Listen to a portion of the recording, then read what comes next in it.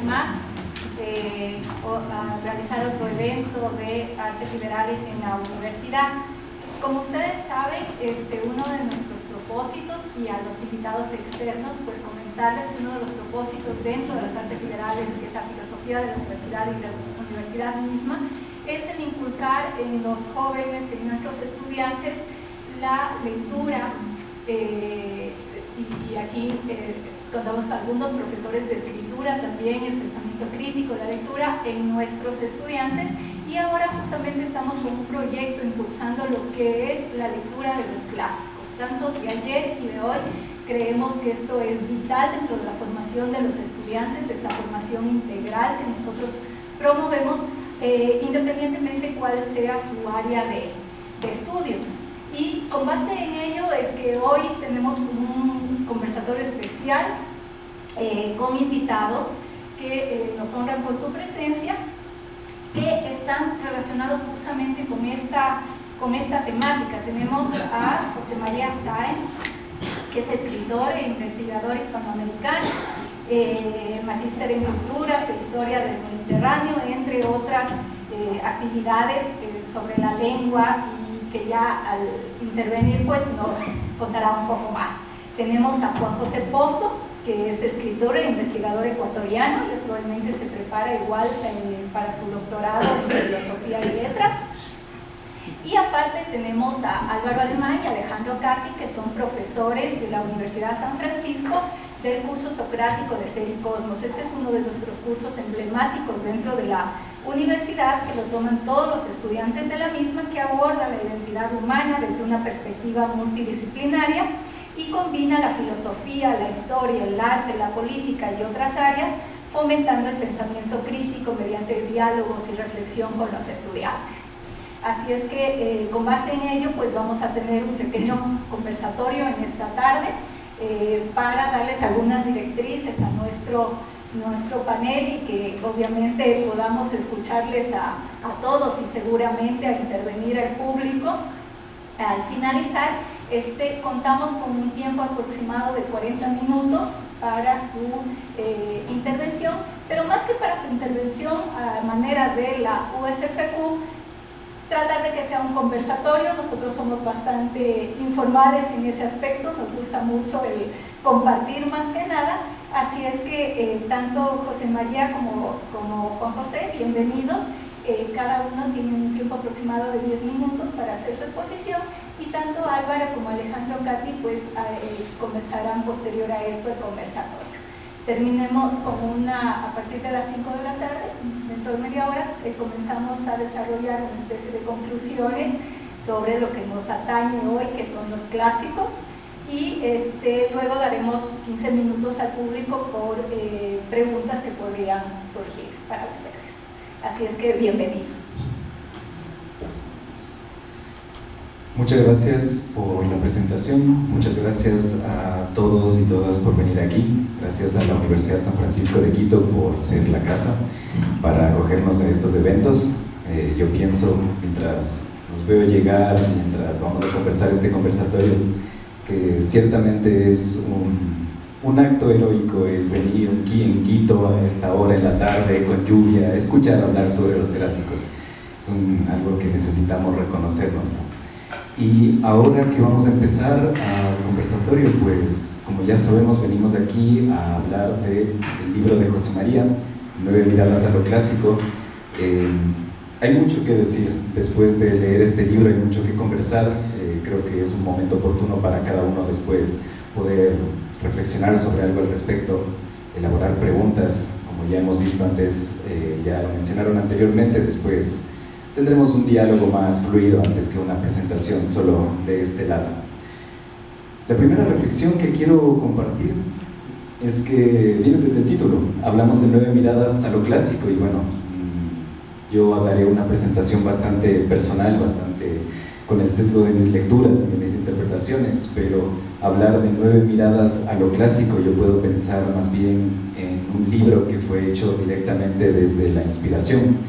Hablamos de 9 miradas a lo clásico, el número 9 nos remite a las 9 musas en primer lugar, y esto me permite decir desde el principio, es un libro hecho con inspiración y desde la inspiración. Sin embargo, yo pienso en algo que, con respecto al título, podemos decir 9 miradas a lo clásico o más bien una mirada alrededor de 9 clásicos. Y clásicos hay montones. Cuando pensamos en clásicos, pensamos en los clásicos, en Homero, Virgilio, Dante, alguna lectura que intente ahondar un poco más, alguien con más tiempo, un desocupado lector podrá haber llegado a Tucídides, a Luciano de Samosata, etc. Y cada quien tiene sus propios clásicos. Y me gustaría empezar esta presentación, no presentando, sino más bien que tú, José María, te presentes a partir de una batería de preguntas que he preparado. Cuando hablamos de estas 9 miradas a lo clásico, tú tienes tus clásicos. Mis clásicos pueden ser diferentes de los de Álvaro, de los de Alejandro, de los de todos nosotros, desocupados lectores. Entonces, mi primera pregunta es, ¿qué te llevó a definir estos 9 clásicos que mencionas? Si nos quieres comentar un poco, si alguno faltó en algún momento al rato de definir estos son los 9 clásicos que van a ir a mi libro. Y la segunda parte de esta pregunta es, cuando hablamos de nuestros clásicos, hablamos de un canon personal. Entonces, ¿cómo se fue construyendo este canon personal de lo que para ti es lo clásico? Buenos días, saludo a todos, ¿no? Allí está mi mujer, mis hijos están por ahí. Casi una madre para mí, espiritualmente, es doña Susana Cordero, que todos ustedes conocen. Gracias por venir. Y hay que agradecer lo primero a esta universidad, ¿no? El otro día yo, que nunca había pisado este laberinto, me explicaban algo que no sabía, que esta universidad ha tomado la arriesgada decisión, con la que no se harán ricos, de crear esta Facultad de Artes Liberales. Es decir, ofrecer, quizá como complemento o como base, unos estudios fundamentales que sirven a cualquier persona, sea después lo que sea. Un médico, un economista, no lo sé, pero tiene que haber un fundamento. Y ahí es donde entra lo que llamamos los clásicos. Este libro, que ustedes luego podrán leer si quieren, se llama 9 miradas a lo clásico. Juan José lo ha visto claramente. Evidentemente son 9 miradas porque las musas son 9. Tengo en preparación un libro de crónicas sobre el Ecuador y también son 9 crónicas. Por la misma razón. ¿Y por qué 9 y no 90?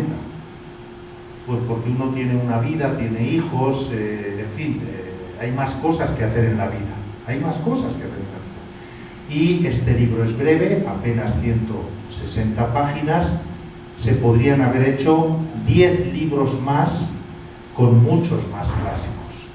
No es que yo haya escogido, Juan José, a 9 clásicos.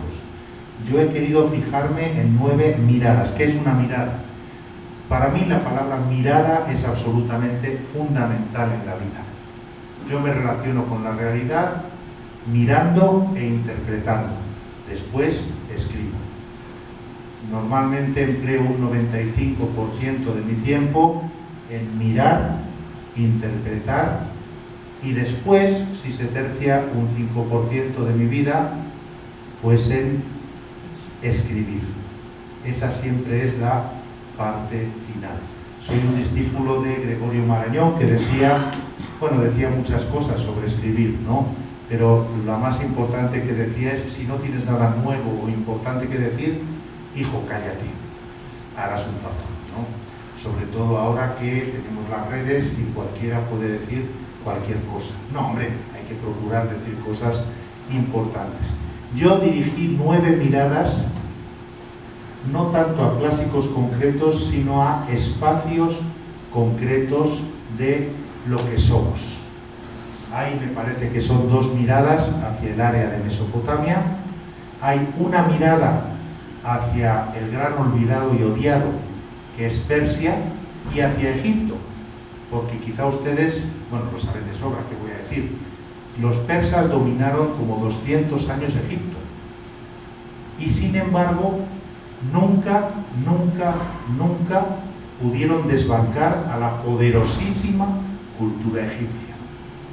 Después hay 3 miradas a Grecia, una de ellas es sobre San Pablo, es decir, sobre esos clásicos griegos que son los escritos del Nuevo Testamento, serán libros santos de alguna religión, pero ante todo, en primer lugar, son clásicos de la cultura griega. Vienen 3 miradas sobre 3 aspectos de la cultura romana y hay una mirada final a la que yo llamo nosotros.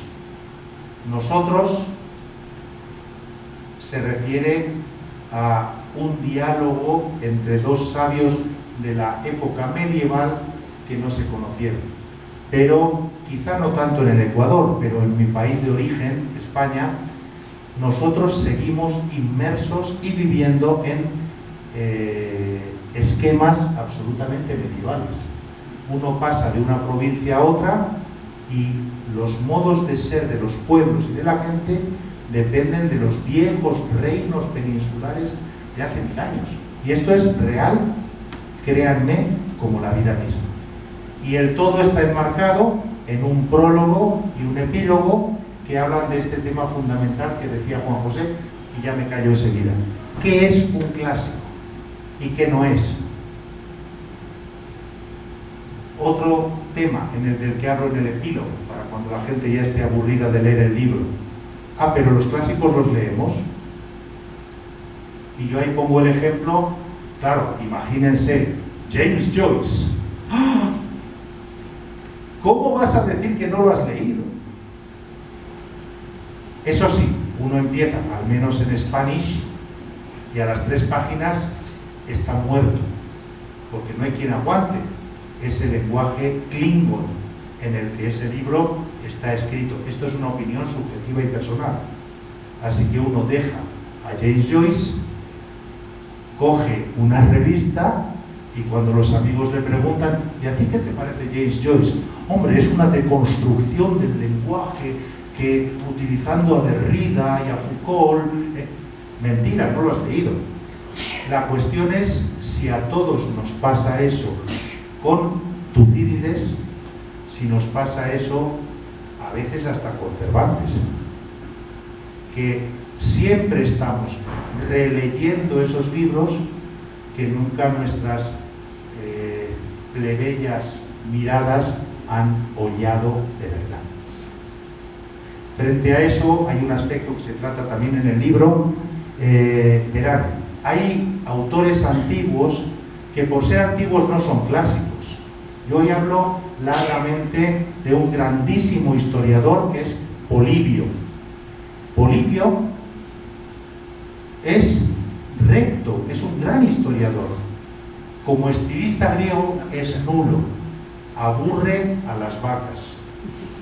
O Amiano Marcelino, por ejemplo, es un hombre honrado, relata muy bien su materia, pero es que no hay quien la aguante. Es de un retorcido, utiliza las palabras más raras posibles, las más embrolladas, ¿no? Y me voy a callar con un aspecto que ustedes verán en este libro. Verán, yo tengo una dulce manía, tengo muchas, pero en el tema de la literatura, la poesía, el ensayo, yo tengo una dulce manía. Y es que cuando escribo en mi lengua, claro, mido cada palabra hasta la médula, el ritmo, la frase, todo. Él lo sabe, por mi libro de poesía que prologó, ¿no? Pero mi dulce manía es que siempre estoy imitando a algún clásico. Siempre. Por eso en este libro, cuando estudio un texto de Cicerón, procuro utilizar el lenguaje irónico que utilizaba Cicerón. Cuando, ¿qué les voy a decir? Cuando hablamos de los tratados entre los persas y los romanos, siglo IV, utilizo el lenguaje embrollado, frases largas, complejas, de Amiano Marcelino, ¿sí? O cuando, pues, ¿qué les voy a decir? Bueno, pues eso lo verán en el libro. Verán también que los clásicos no son solo Virgilio y sus colegas, también son los clásicos hebreos como Maimónides o la Biblia. Textos tan antiguos, luego hablaremos en la conversación, como los textos sumerios y acadios, que duraron más de 3000 años, mucho más de lo que ha durado el latín y sus derivaciones las lenguas románicas. Hay hacia la mitad del libro, y no por casualidad, la traducción de una inscripción egipcia de un funcionario egipcio colaboracionista que servía a los persas. Ese es un clasicazo, es una belleza. Y lo dejo aquí porque es importante que todos ustedes pregunten sobre este tema de cuáles son mis clásicos, cuáles son los tuyos, etcétera, etcétera. Creo que el libro les puede divertir. El nivel es de, vamos a decir, de alta divulgación y está lleno de notas que, gracias a Dios, son medianamente legibles, ¿no? Medianamente legibles, ¿no? No creo haber hecho ninguna afirmación que yo no justifique en algún provecto y aburrido profesor, ¿no? Te paso, Juan José. Descuida. Bueno, ahora que nos has dado una visión panorámica del libro, me lleva a confirmar una frase que la recuerdo, que la aprecio mucho. La frase dice, bueno, verba volant scripta manet. Tú sabrás traducirla mejor a lo que yo la puedo traducir inmediatamente como las palabras vuelan, la escritura permanece. Me parece que el libro también, a lo largo de sus miradas, no me atrevería a decir textos, más bien referencias, es una reflexión alrededor de la escritura, y de la escritura en cuanto a su dimensión de poder fijar un orden, de legitimar un poder, o también de, fijar, perpetuar, mantener otra mirada. Mencionas, por ejemplo, a Tucídides, lo caracterizas como alguien que tiene una suerte de desconfianza alrededor de las fuentes que él consulta. Es decir, esto nos lleva a una pregunta de un clásico que nosotros entendemos como un texto, por decir de forma general texto, un texto fijo, un texto autorizado. Ya de por sí el caso de Tucídides se configura sobre la base de la duda. Esto me lleva a una reflexión que tú mencionas en el libro. En algún punto, ya en la etapa tardía, en la decadencia de todo este apogeo romano, lo que llamas The Rise and Fall, y acudes a grandes libros clásicos también como el de Gibbon, un texto increíble si no lo han conocido. Cuando hablas de esto, haces una distinción que me parece muy importante. Nosotros escuchamos lo clásico, pero también podemos escuchar de vez en cuando lo clasicista. Mi pregunta es, cuando hablamos de una postura clasicista que ves como aquella característica de esta última etapa de la época romana, me pregunto, cuando hablamos de fijar un clásico, ¿cuál es todo este proceso para llevar a que un clásico sea un clásico? Puntualmente, en esta distinción entre lo clásico y lo clasicista, ¿no es acaso una postura clasicista aquella que, como podríamos decir, es un paso previo necesario para fijar un texto clásico? ¿Cómo podrías ver? Es decir, cuando hablamos del texto clásico es algo ya fijo, un texto con su autoridad, pero no se necesita para fijar un texto clásico de una postura clasicista previa que añore un pasado sin aceptar que ha pasado, buscando recuperarlo y por ende buscar una fijación de textos como los que refieres. Háblanos un poco más sobre esta distinción que puede ayudarnos a comprender un poco más sobre lo clásico, pasando también por lo clasicista. Lo que ocurre es que este libro trata de ser un manual teórico también. ¿Qué es un clásico? ¿Qué no lo es? Dejándolo abierto. ¿Por qué leemos los clásicos y por qué a veces fingimos leerlos? Y en el libro, si van a la página 132, yo ahí digo de dónde tomo esta distinción a la que se refiere Juan José, que es absolutamente fundamental, entre los clásicos y los clasicistas, que no son lo mismo, y no estamos prejuzgando la fuerza estética de cada una de estas obras, ¿no? Yo ahí digo en la nota que esa distinción que he empleado en este libro entre clásicos y clasicistas es valiosa como instrumento para comprender personas y épocas. Pero esto ya lo empleó en nuestra cultura, por eso hay que leer, Ortega y Gasset. Ortega y Gasset se refería a... bueno, voy a leerles la cita de Ortega y Gasset. Abro comillas. No se crea, dice el gran filósofo español, no se crea que soy de temperamento conservador y tradicionalista. Soy un hombre que ama verdaderamente el pasado. Los tradicionalistas, en cambio, no le aman, no aman al pasado. Quieren que no sea pasado, sino presente. Amar el pasado es congratularse de que efectivamente haya pasado y de que las cosas, perdiendo esa rudeza con que al hallarse presente arañan nuestros ojos, nuestros oídos y nuestras manos, asciendan a la vida más pura y esencial que llevan en la reminiscencia. Es decir, que nosotros podemos amar el pasado. Yo me gusta decir de mí mismo algo que decía Humberto Eco de sí mismo, que él el siglo XX, el siglo XXI, lo veía en las pantallas, pero él donde vivía es en la Edad Media. A mí, la verdad, salvo mi esposa, no me gusta nadie que no lleve 1000 años muerto. No me gusta. Son vulgares como yo. Me gusta la gente que está allá muerta. Pero yo no soy un tradicionalista.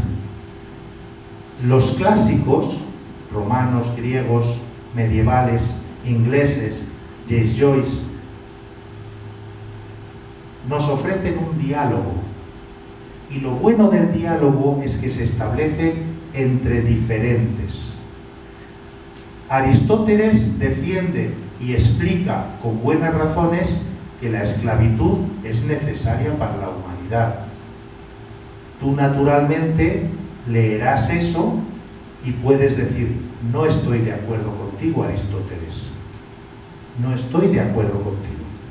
No estoy de acuerdo contigo, Joyce, Cicerón, Juan Ramón Jiménez. No estoy de acuerdo contigo. Se establece un diálogo y el diálogo es siempre entre diferentes.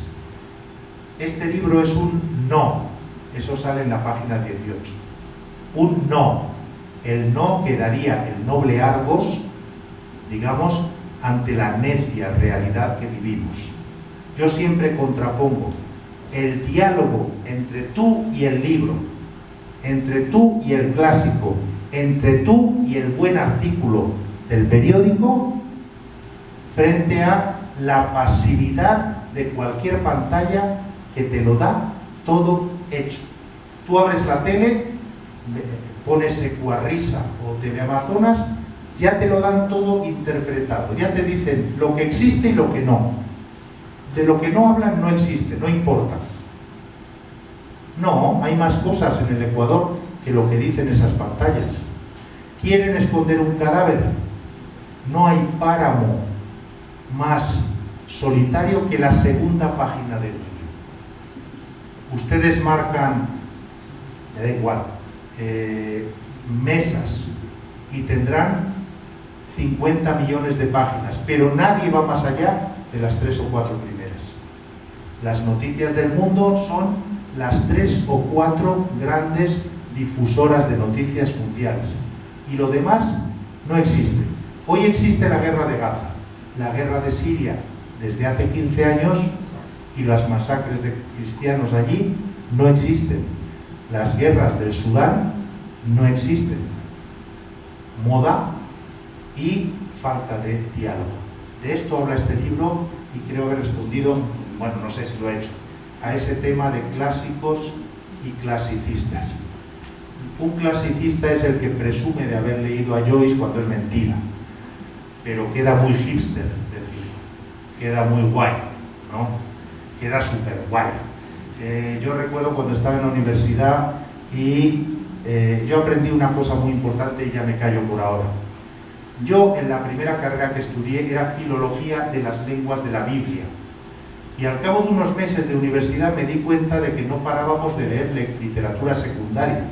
Es decir, comentaristas, lo que habían dicho esos alemanes tan sabios, pero nunca leíamos el texto. Y dije, no, se acabó. Lo que hay que hacer es ir al texto. Ir al texto. Porque si empiezas a ver a todos los comentaristas que han hablado sobre el libro del Génesis, al final nunca lees el libro del Génesis. Y eso nos pasa con los clásicos. Hay que ir al texto. Buenas traducciones, hasta en español las hay. De eso también trata el libro, ¿no? La traducción de la Ilíada y de la Odisea de mi paisano Luis Segalá, que tiene más de 100 años, es un auténtico clásico de gran belleza en español. Baroja lo imita. Baroja imita de esa traducción, de la despedida de Héctor y Andrómaca, lo imita expresamente en su Zalacaín el aventurero, que se publicó 2 años después. Cuando Zalacaín se despide de la legítima, golpeaba con otras, pero tenía la legítima. Está reproduciendo, quizá inconscientemente, Pío Baroja, las bellísimas páginas de esa traducción. Uno como lector, como estudioso, como entusiasta, alguien que quiere ahondar en la literatura, a propósito de lo último que dices, llega bien que mal, normalmente mal que bien, más mal que bien, a los textos clásicos. Yo me atrevería a contradecir un poco, hasta cierto punto, lo que acabas de decir, porque quien quiere ahondar más en la literatura clásica, bien que mal acude a estudios, bien que mal acude a manuales, bien que mal acude a textos de difusión. Claro que quedarse solo en eso sería una perspectiva errónea, que todos estamos de acuerdo que para hablar de un texto necesitamos haber leído previamente el texto. Si solo nos quedamos en comentarios o en estudios, tenemos una idea sesgada porque no tenemos una lectura personal, una experiencia personal con el texto. En este caso hablamos de los textos clásicos. A todo esto quiero preguntar, cuando hablas de este acceso vago a los textos clásicos, de este poco contacto con los textos clásicos o no clásicos incluso, ¿qué podemos aprender de un texto clásico ahora? ¿Qué nos pueden enseñar textos clásicos, en tu opinión? Por ejemplo, hablando de Tucídides, que me gustó mucho este matiz que Tucídides tiene podemos decir, desconfianza hacia las fuentes que él emplea. ¿Qué podemos aprender actualmente de un clásico que de por sí es configurado sobre la base de la desconfianza, por ejemplo? A propósito de lo que hablas de desinformación, de llegar a 1, 2, 3, 4 páginas de Google y por ende no saber que no podemos saber o no podemos tener una idea clara de la información a la que queremos acceder. ¿Qué nos puede enseñar un clásico? Ya nos hablaste de Irene Vallejo, lo obligadamente citado Italo Calvino, también de Sazón de la Casa del escritor Efraín Villasís, y muchos más que pueden dar una apreciación de lo clásico. Creo que se coincide que el clásico es algo que actualmente nos dice algo, que sigue hablando. ¿Qué podemos aprender de un clásico?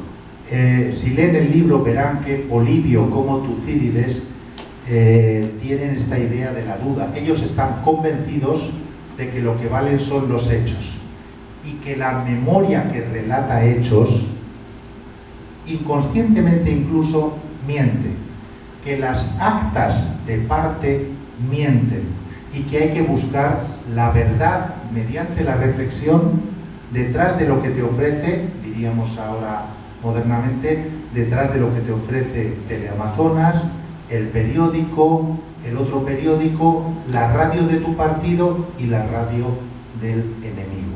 Tu pregunta es la mejor para este auditorio. ¿Qué nos ofrece un clásico? Y no estoy hablando solo, como les decía antes, de los clásicos grecolatinos. Yo, mi primer... determinado momento y parecería, esto es lo que se argumenta en muchas instancias, que es un criterio que no aplica. Y también clásico es lo que se enseña en la sala de clase, ¿no? En el aula. Clásico es aquel texto que se selecciona y que se identifica como meritorio o valioso y que debe reproducirse, se debe leer, se debe comentar de manera continua. Así que, pues, estas eran algunas observaciones que quería hacer. Me parece que el libro de José María acierta en términos de contextualizar aquello que él identifica como clásico.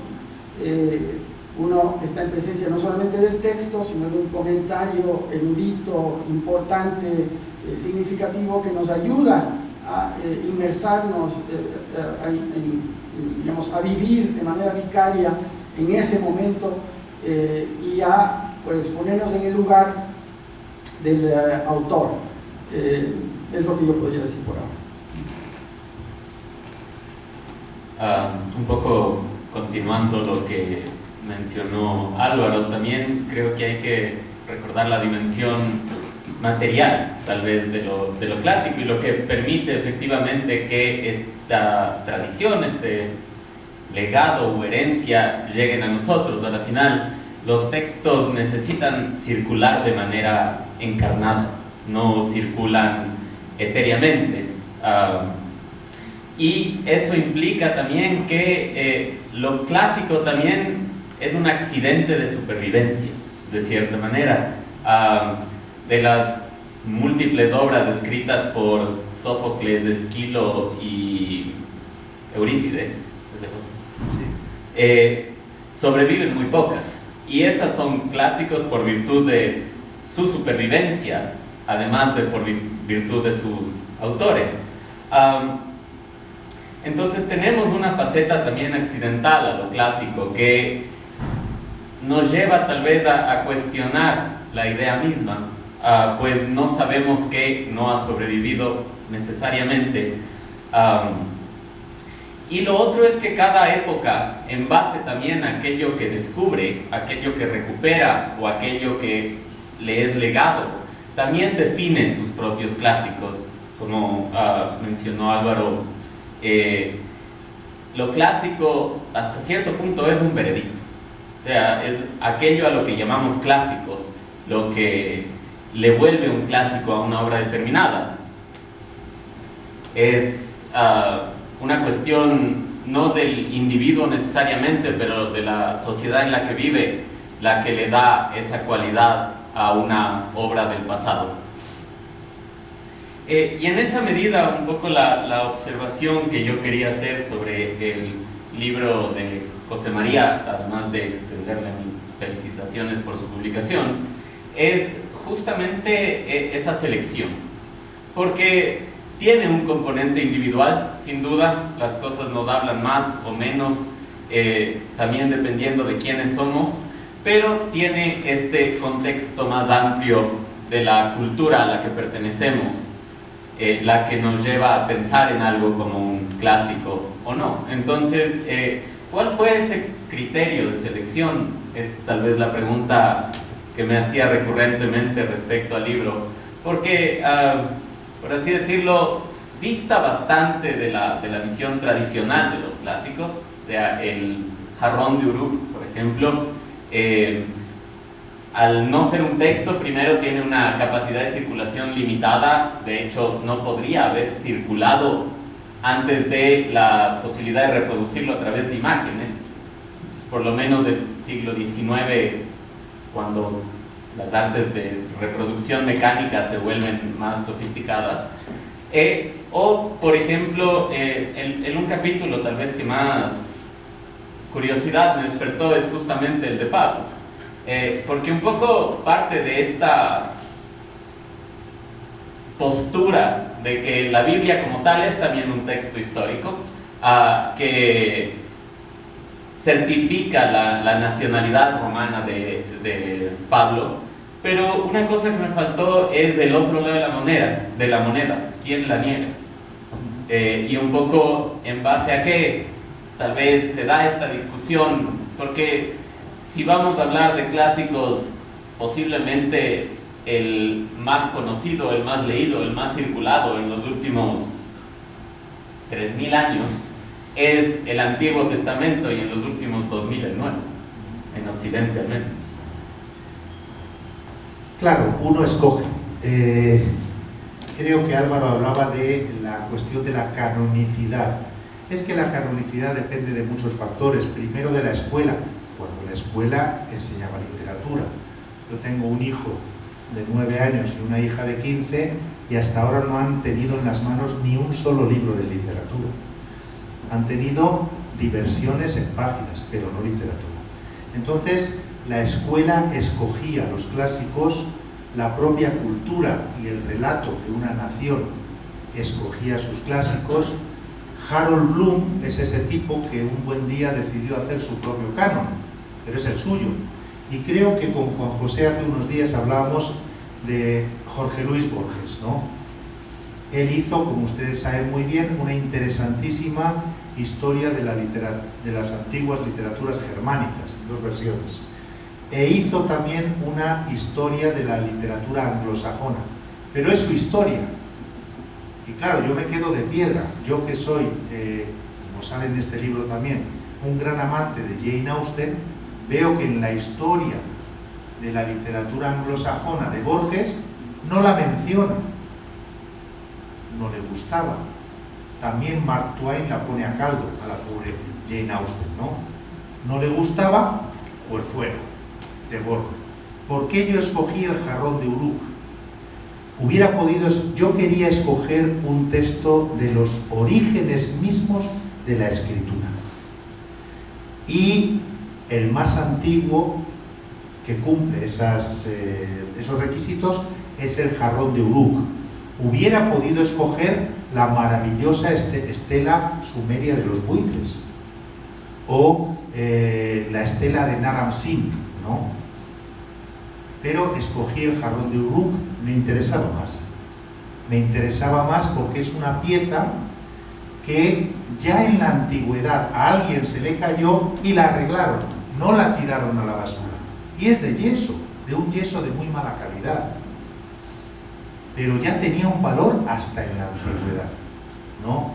La cuestión de Pablo. ¿Y quién pone en duda que Pablo fuera romano? Es que todo tiene que ver con el relato. Todo tiene que ver con el relato. Si Pablo era romano y tuvo componendas con los romanos, ¿cómo lo casamos con eso que dice el Nuevo Testamento de que Roma es la gran Babilonia que nos está matando? ¿Y cómo lo casamos con Pablo el judío? Se enfrentan los relatos. A mí me interesaba hacer notar, desde la estela de Amin Maalouf, que la identidad de una persona no es única, sino múltiple.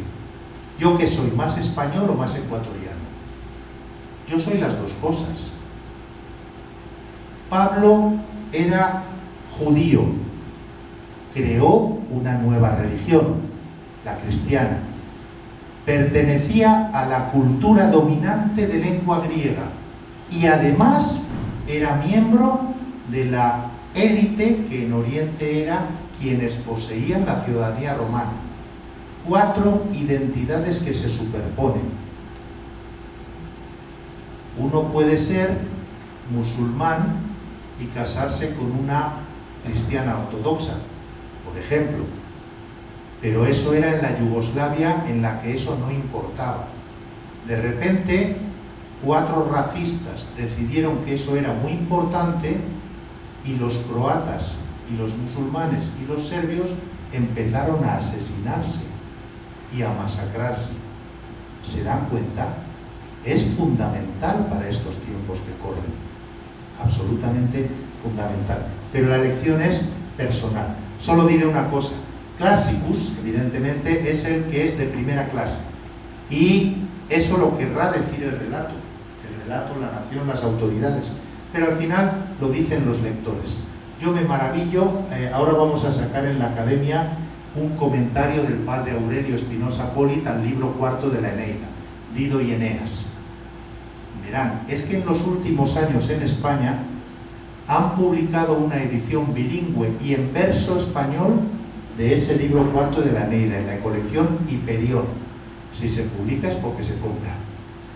La profesora Dulce Estefanía ha publicado una edición bilingüe de todo Virgilio. Alucinante.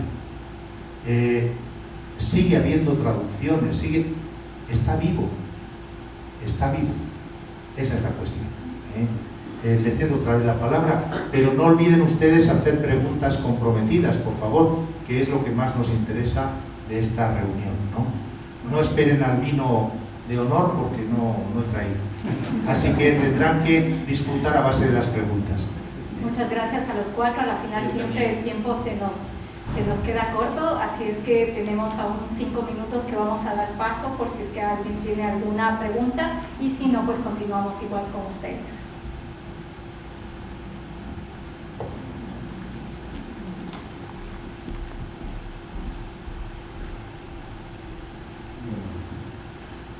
José María, felicidades por la presentación de este libro, que creo tendrá un impacto grande en nuestro país.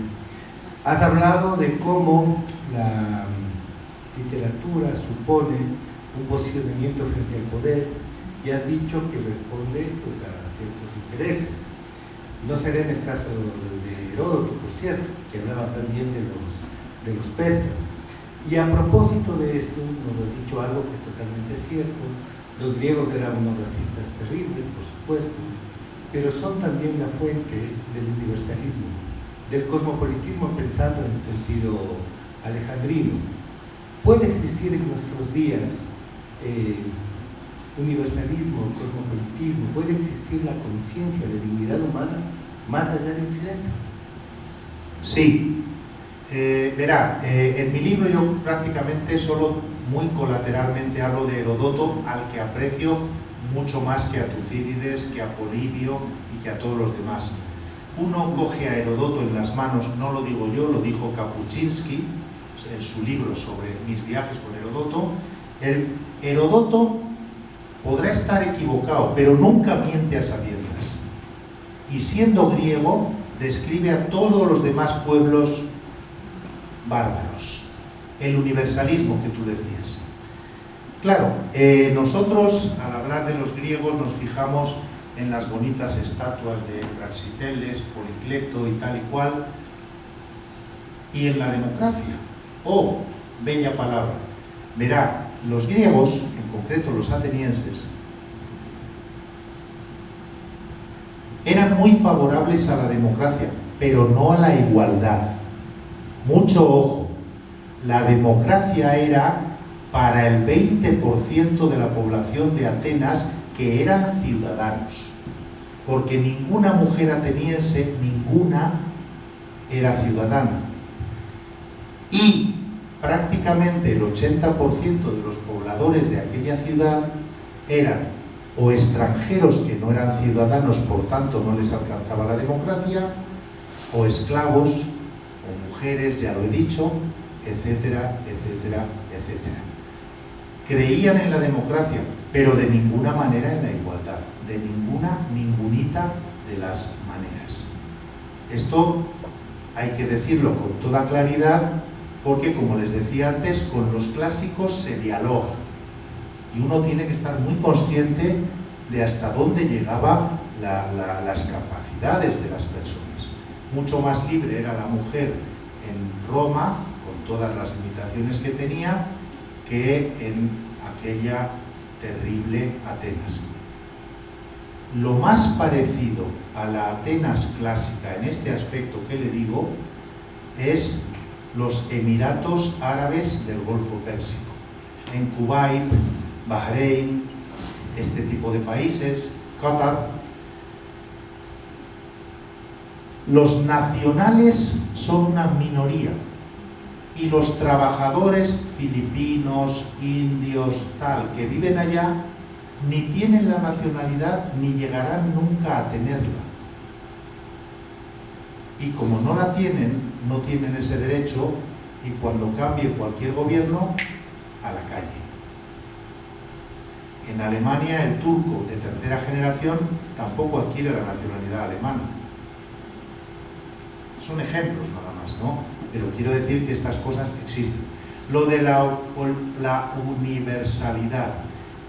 Nosotros somos muy eurocéntricos, pero es que además somos descendientes de aquel mundo que parió la Europa latina. Afortunadamente nos hemos ido abriendo a la comprensión de las otras culturas, a la interpenetración de las mismas, ¿no? Y eso es siempre bueno, que exista un diálogo. Es posible, estoy persuadido, y es totalmente necesario.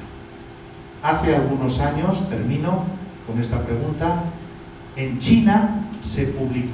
China es un país muy metido en sí mismo, son muchos, pero su idioma no se difunde fuera.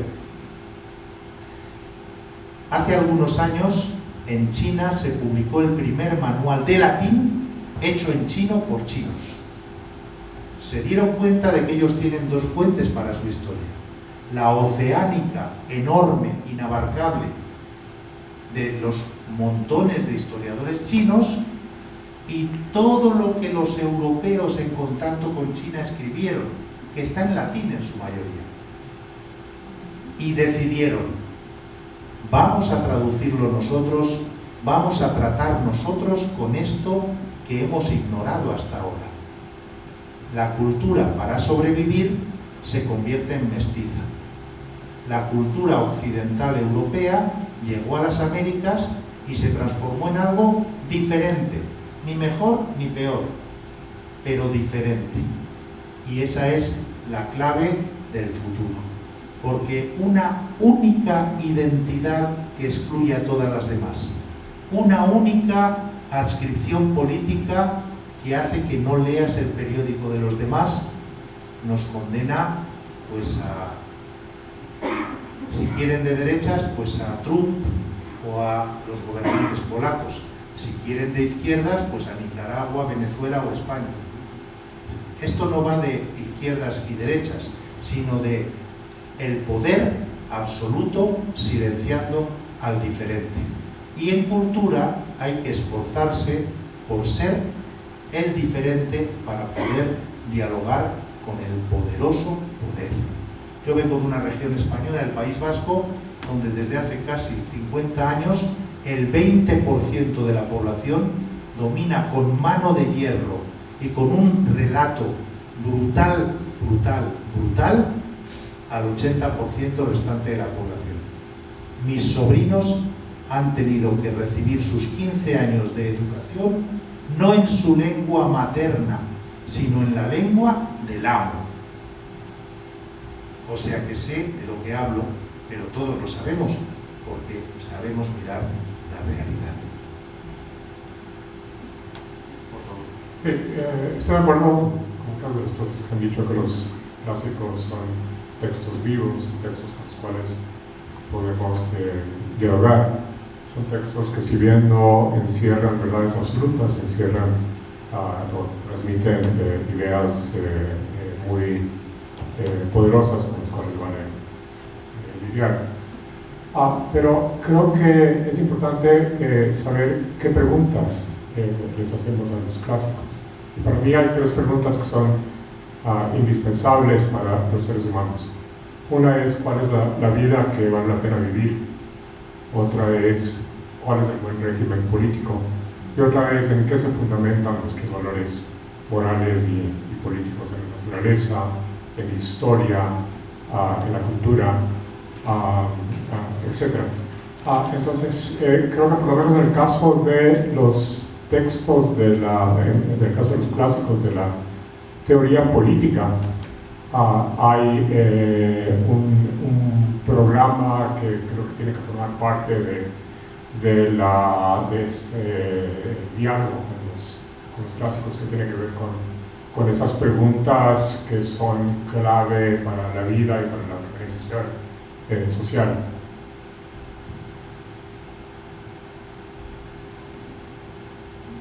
Usted piense, por ejemplo, en toda la escuela de Salamanca, dentro de nuestra cultura.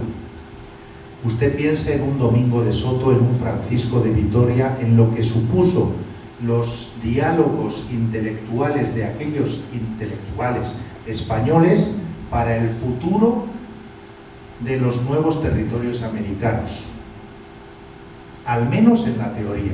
Luego siempre está el Golfo, que no aplica la teoría, se acata lo que dice la corona, pero no se cumple. Pero usted imagínese lo que supuso eso en nuestra cultura, cuando nosotros nos fijamos siempre en otros autores, anglosajones, posteriores. En el libro yo hablo, por ejemplo, de la trampa de Tucídides, ¿no? Lo hago de un modo un poco jocoso, ¿no? Ahora se han acordado de Tucídides, hombre, y de la trampa de Tucídides, para hablar de esa guerra de machos alfa entre los Estados Unidos y China, ¿no? Y todos decimos, ah, mira, se va a cumplir, como se cumplió, lo dijo ya Tucídides hace 2500 años con Esparta y Atenas. ¿Se cumple o no se cumple? ¿Se cumple o no se cumple? Porque uno podría decir, ¿y la trampa de Tucídides que ahora vemos cumplirse entre Estados Unidos y China, por qué no se cumplió a finales del siglo XIX entre aquella gran potencia marítima que era el Imperio Británico y los emergentes Estados Unidos?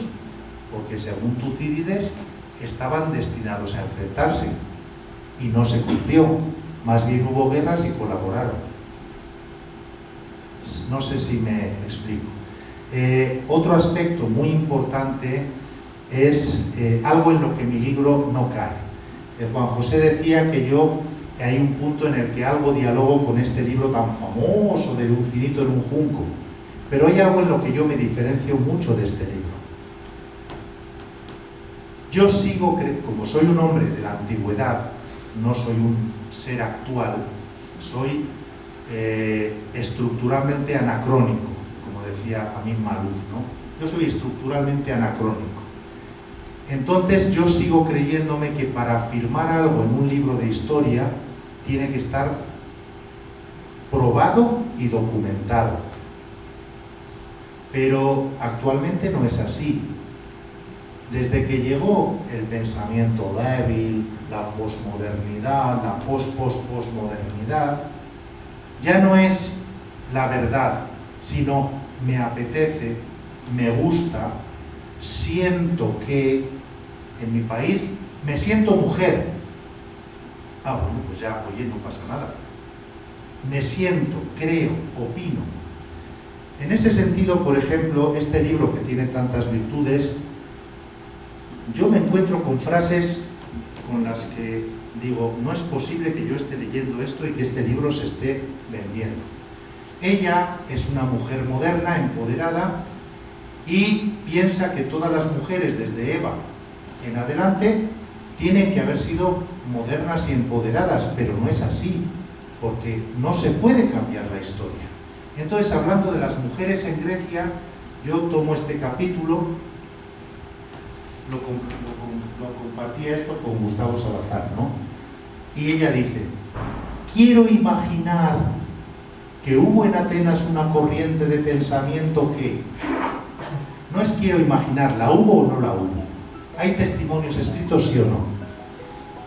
Las primeras en sublevarse frente al machismo ateniense habrían sido hetairas, habrían sido. ¿Lo fueron o no? ¿Dónde están los textos? Tenemos el Contraneera del Pseudo-Demóstenes, pero no tenemos más. ¿Dónde están los textos? Seguimos. Quiero imaginar, dice doña Irene, que las ideas nuevas flotaban en el aire. A ver, ¿flotaban o no flotaban? ¿Hay testimonios escritos, sí o no? Me gustaría creer que esa corriente de cambio que yo he imaginado en estas páginas existió o no. ¿Me entienden lo que quiero decir? Otro ejemplo, ella habla de la primera escritora de la humanidad.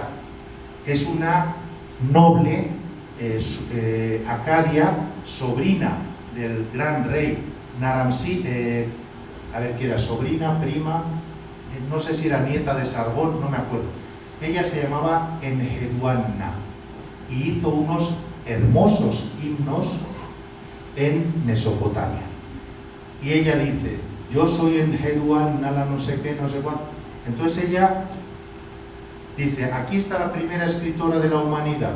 la noble Acadia en Hedwana. Mentira, es un cuento, está de moda, pero es mentira, porque esto con cierta probabilidad no lo escribió en Hedwana, sino sus escribas.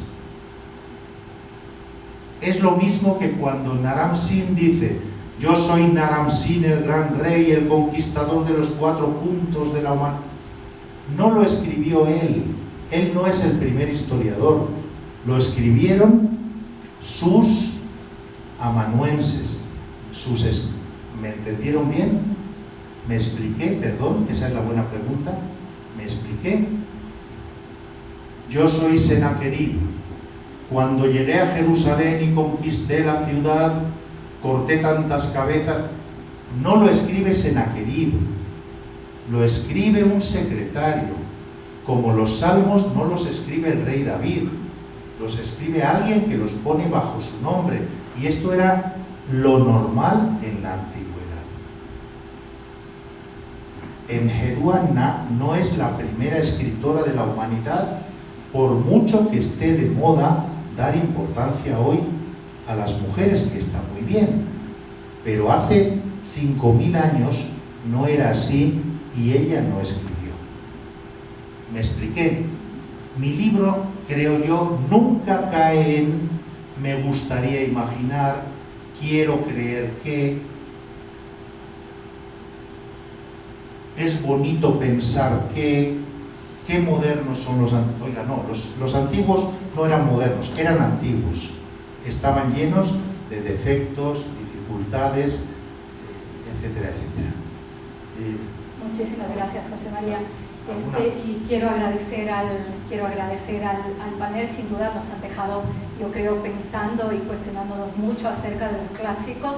Tenemos un arduo trabajo, creo, como profesores, quienes integran parte de la academia aquí, de lograr que nuestros alumnos lean los clásicos. Creo que es el reto fundamental de nosotros dentro de la academia. Así es que quiero felicitarles a ustedes que están en pro de esa labor también y que la comparten con nosotros. Así es que muchísimas gracias a ustedes por el panel y a ustedes por su asistencia. Gracias.